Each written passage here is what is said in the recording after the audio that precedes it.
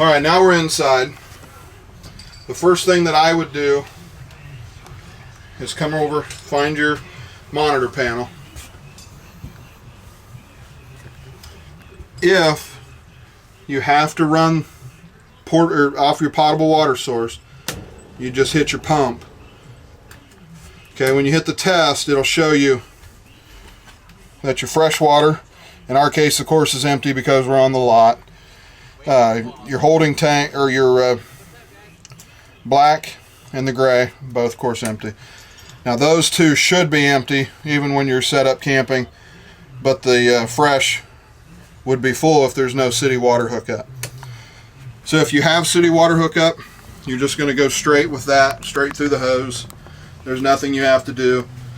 If you don't have city water hookup, you have to fill your tank. We showed you how to do that. You're going to come in here and hit your pump. The pump switch will stay on the entire time you're camping. What will happen is the light stays on just to remind you that it's on. The pump will pressurize all the lines and then it'll shut itself off. If for some reason at night when it's quiet you hear the pump surging on and off, you've got a leak somewhere.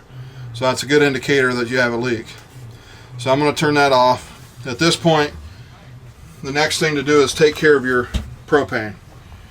And what we have to do is light one of our burners just to purge the system. Okay, all the propane lines are full of air.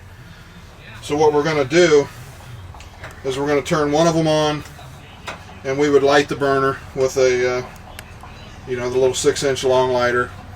Let that burn for about a minute and a half. Now you've pulled propane through all the lines. Now you can light your hot water heater. You can light your refrigerator if you need it on gas. Refrigerator will do gas and electric. We'll get to that in a minute. But light this, that purges your lines. Now you can light the furnace if you need to. Okay, while we're talking about the furnace, let's look at that real quick. All you do for the furnace in a case like this, make sure again you've purged your system. You hear that little click, you set the thermostat accordingly. It'll show you here, of course we're on 90 because it's a nice summer day. I'm going to shut it back off. It's not going to kick on because it's already 90 in here anyway. But what will happen with a Suburban furnace is the fan will kick on for about 2 minutes. If you listen real close, you'll hear it try to ignite 3 times.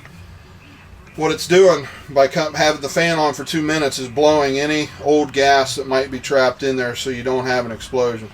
So that keeps it safe. Once it blows for a couple minutes, it'll try to ignite 3 times. If it finds the gas, then it'll light. You'll hear it. It'll sound like a jet engine. It'll rumble a little bit. Everything will be fine. Then you just keep track of it on the thermostat as you need it.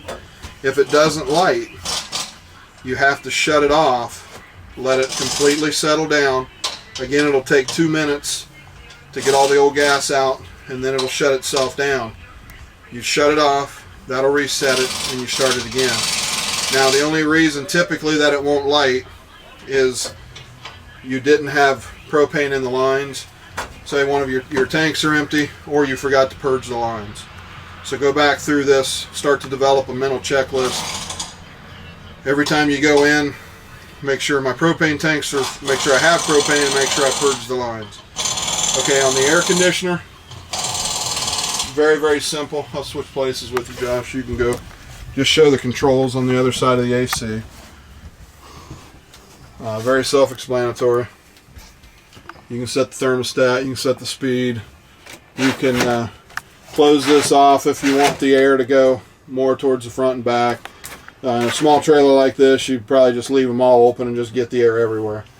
There's little filters here. If you pull this down, you can get to some filters. You should probably clean once a year. The microwave, I'll say, is self-explanatory. Everybody's got a microwave at this point. The radio, every radio in an RV is completely different, so I'm going to let you read the book on that one. On the refrigerator, come in here close, Josh. You see it says AC, Auto, LP, and DC. What you want to do is go to Auto. Unless you know that there's no power where you're at, if you're out dry camping and there's no power, then you would go to DC or you would go to LP. LP is going to be more efficient. So if you're dry camping, put it on LP, and what you'll do is you'll turn it on and then you'll hit mode and the little button will jump from one to the other. But if you've got power and you're plugged into power, what you want is it on the auto mode. And the reason being is it'll go to power first, and then if you lose power for whatever reason, it'll automatically switch to the LP gas for you. So if you're gone for the day shopping and the park lost power, your refrigerator is still going to be good as long as you had it in the auto mode, you had your LP gas on, and you purge your system. Just when I say purge the system, just do that the first time as you come into the camper, when you're setting up.